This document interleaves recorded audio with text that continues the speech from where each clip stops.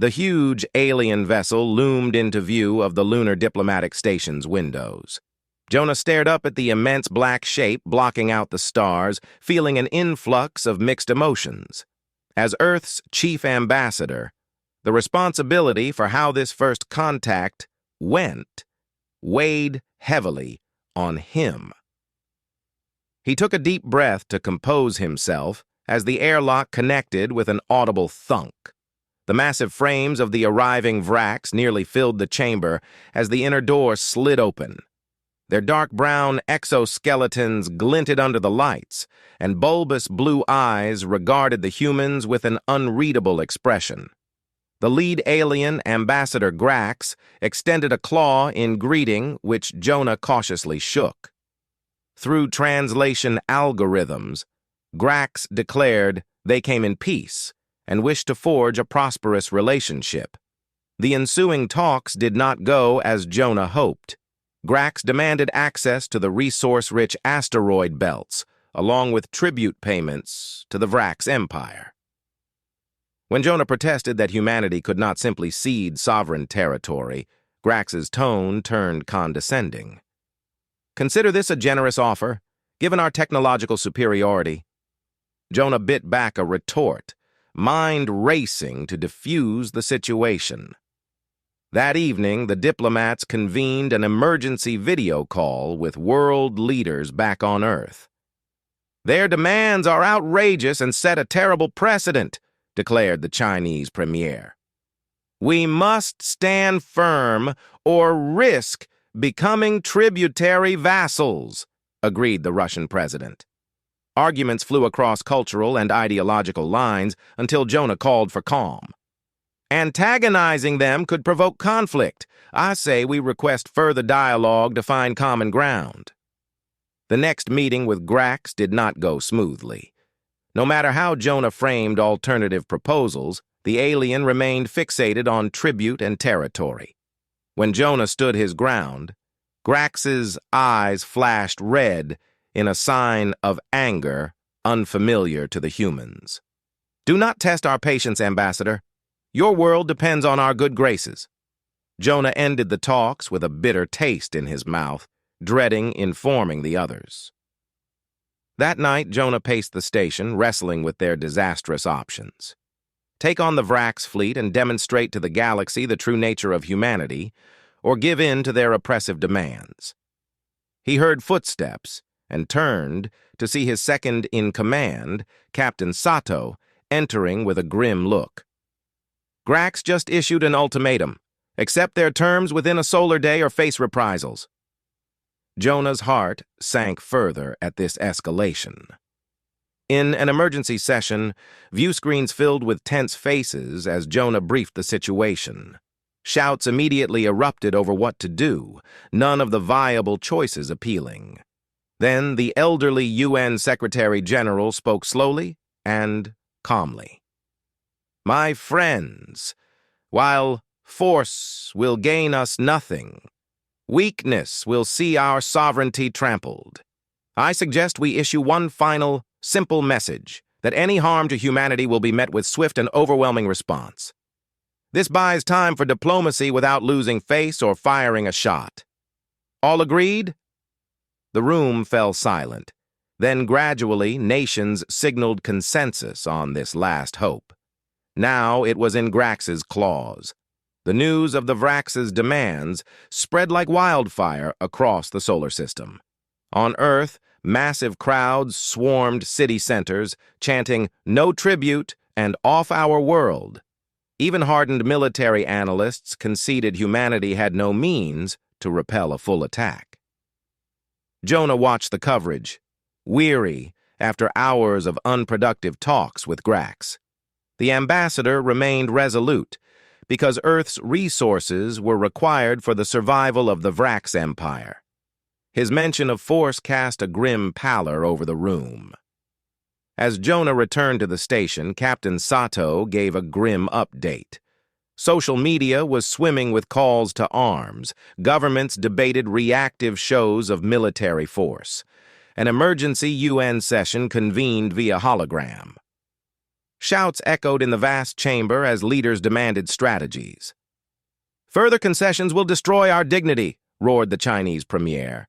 The Russian president warned a small deterrent strike could backfire catastrophically.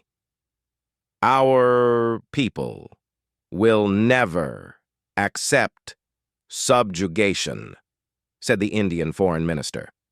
Jonah relayed his advice to find diplomatic solutions. On the lunar station, Jonah stared up at the alien warship, praying his diplomacy to pay off. Whatever happened, Earth would not go down without teaching these newcomers that humanity was not so easy to conquer. Grax saw humanity's final desperate plea as a threat that neither safety nor pride could ignore. Now, there was nothing to do but wait. On the Vrax command ship, Grax snarled as the human's message was translated. His blue eyes flashed red with rage. "Insolent primitives! They dare threaten the mighty Vrax Empire?" He stabbed a claw at his sub-commander. "Launch the entire assault fleet at once. I want those upstart human colonies wiped from the stars." The sub-commander scrambled to obey, sending the order to the hundreds of ships waiting on standby. Throughout the armada, crew rushed to battle stations as engines roared to life. Within minutes, the full force of the Vrax military swung into a sharp intercept course, weapons priming for the slaughter to come. Within the lunar station, alarms blared as long-range sensors detected the armada changing course. "They're heading straight for the moon bases at maximum speed," cried Captain Sato, studying the readouts in horror. Ambassador Jonah prepared himself and delivered a command. "Decloak only one dreadnought, and show Earth and the galaxy who we truly are." Through the viewport, he peered into the black and saw a faint flare of light growing behind Earth's shadow. On the bridge of the ESN Phoenix, Commander Aoki watched the enemy fleet emerge on her sensors, over 500 enemy contacts closing at dangerous velocity. "All hands to battle stations," she ordered calmly into the comm. Around her, the crew leapt into well-practiced motions as blast doors sealed and armor plating hummed into place. "Charge main kinetic barriers and plasma lances. Stand by rocket pods for intercept maneuvers." Aoki felt the deck plates vibrate as the massive engines thundered to life, pulling the Phoenix from its geosynchronous orbit in a burst of golden light. Through the forward windows, the crew watched Earth fall away at dizzying speed as the automated piloting system slammed the nose up and spun the dreadnought to align with its intercept vector. By the time the first Vrax ships broke lunar orbit, the Phoenix would be waiting. On the lead, Vrax cruiser, Grax glared at the sensor display, showing the lone human warship accelerating to engage his fleet alone. "Impossible!" he spat. "No single vessel could stand against hundreds." "All ships," he bellowed. "Concentrate your fire and crush that eyesore."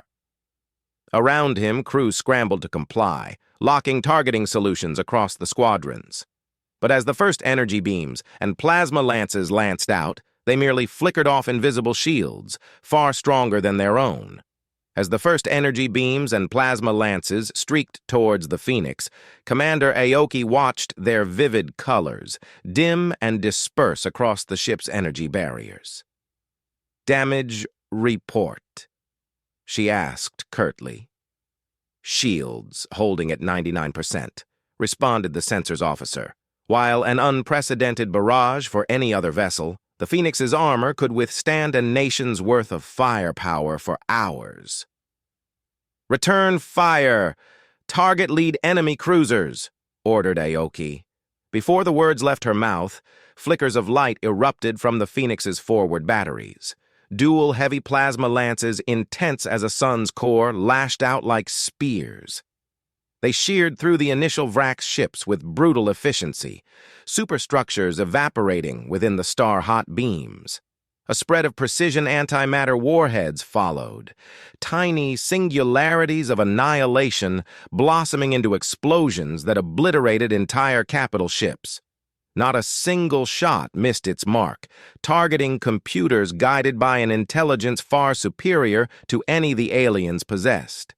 Behind the initial devastation, dozens more Vrax craft spun out of control, dead in space.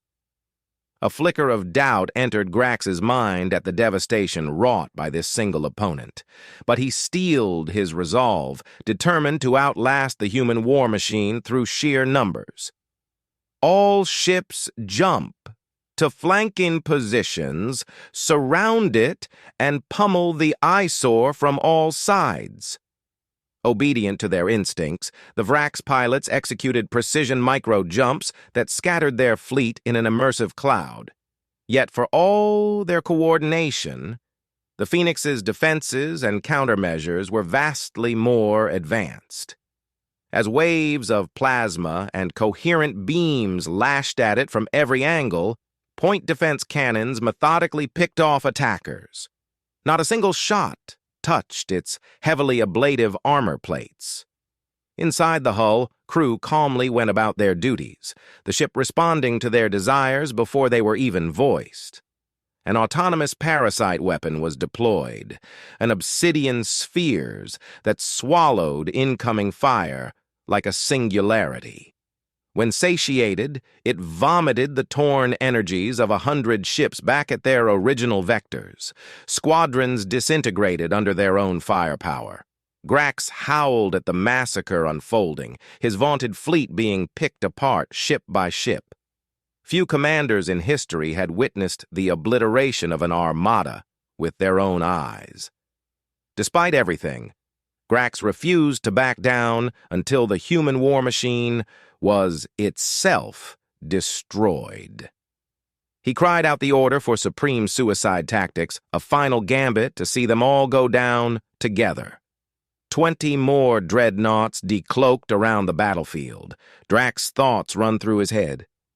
Only suicide here will be his?